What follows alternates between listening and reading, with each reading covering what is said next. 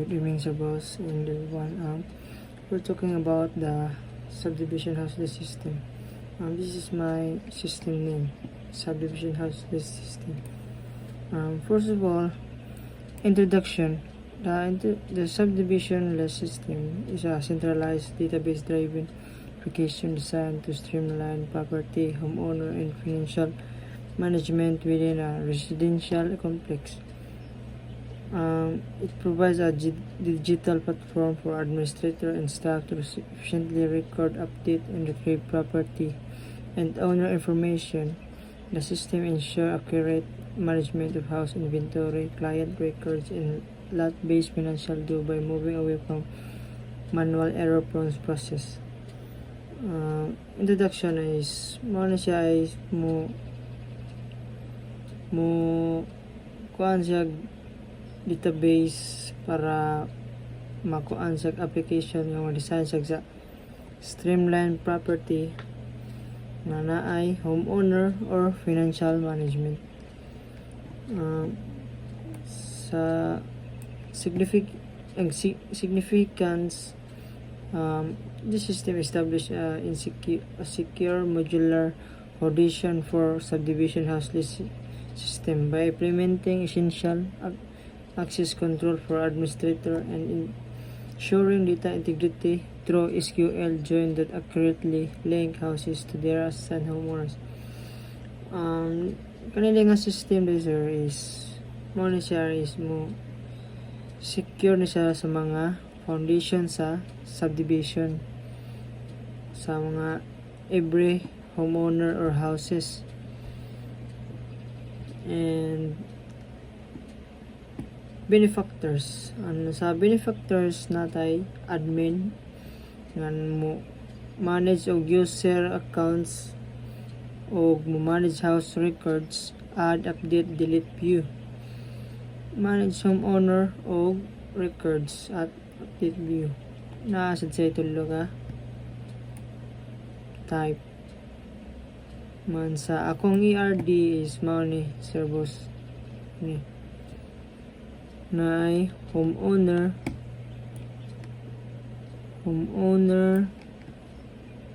house and lot and payment. Sa house is nasa house ID, lot ID, homeowner ID ug house no ug house type. Mo ni ang kuan sa house kay sa house na mo ginay pangayuan man ginag house ID ug lot ID kay maawin ang information ay pangkuhaon dapat.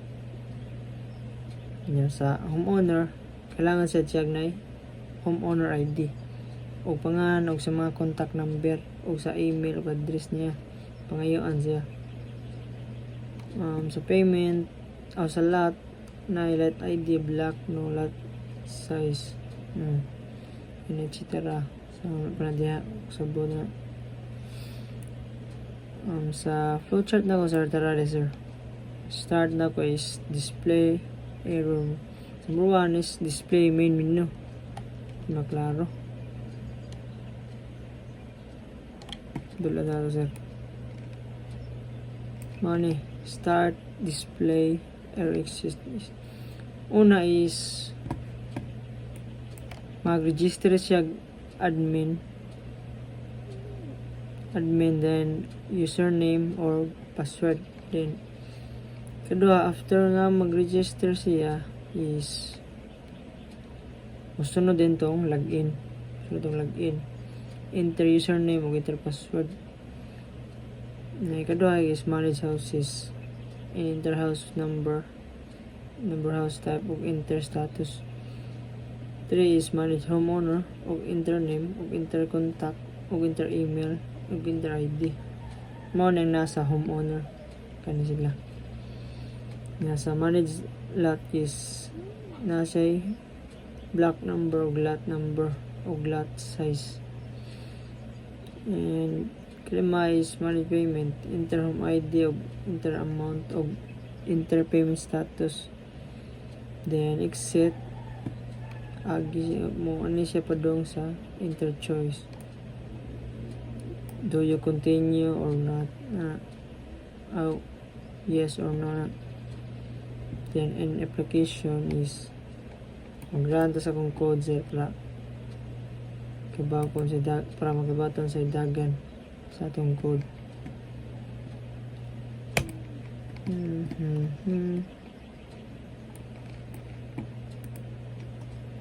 Enter ta, mag-register ta. Register.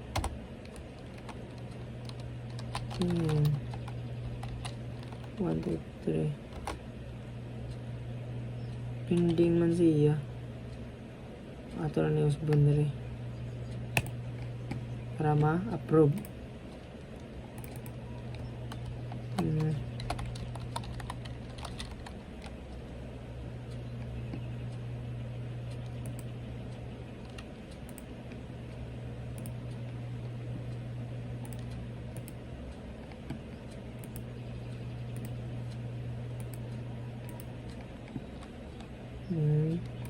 Okay na. Ito na to. Yes. Login ta.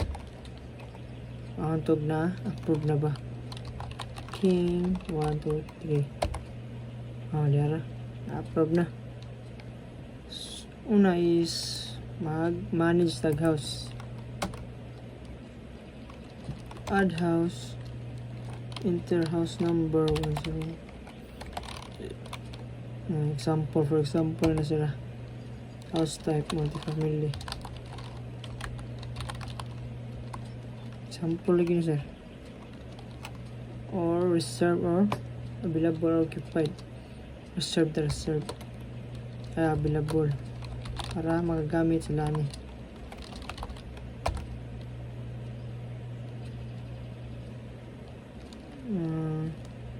Hala na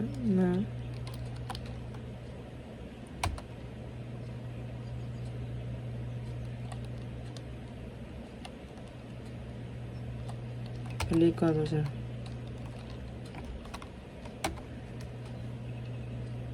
Talaga ya? Ano ba?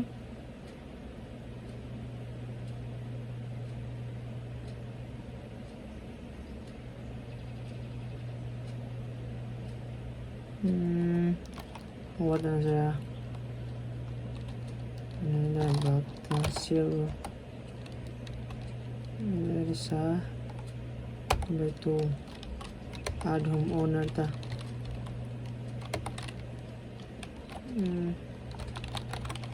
Tag-iya na sir, homeowner. Contact number.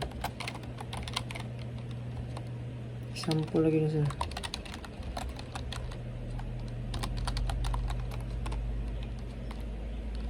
Kindaruhan.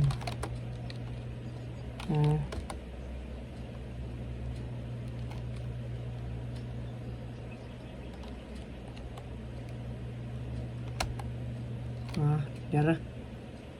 Na-add na siya sir sa homeowner. Next is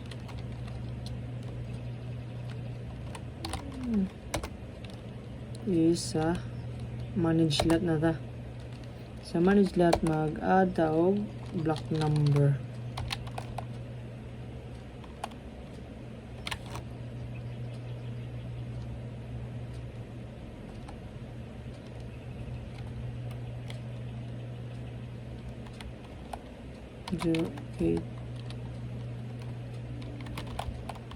Lot size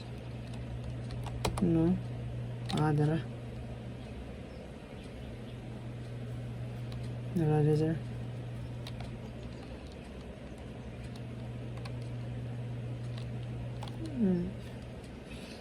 Ma-delete na siya sir ha. Ma-delete na siya. For sa manage payment atag payment ba homeowner ID homeowner ID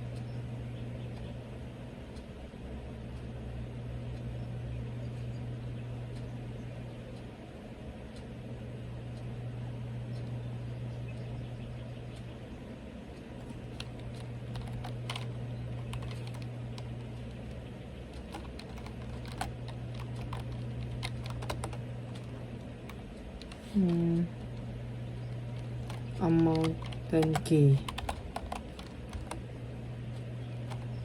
Paid. No.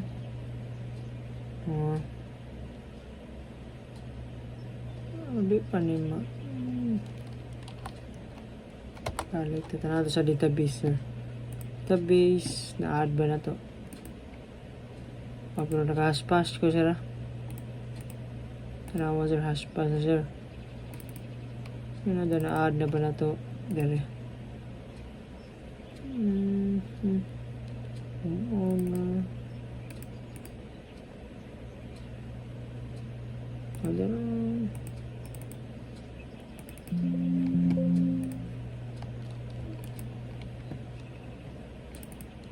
Adara na-add siya sir. Kanya. Sa house. Na-add siya diya. Para na-add. Then sunod is what ang sunod is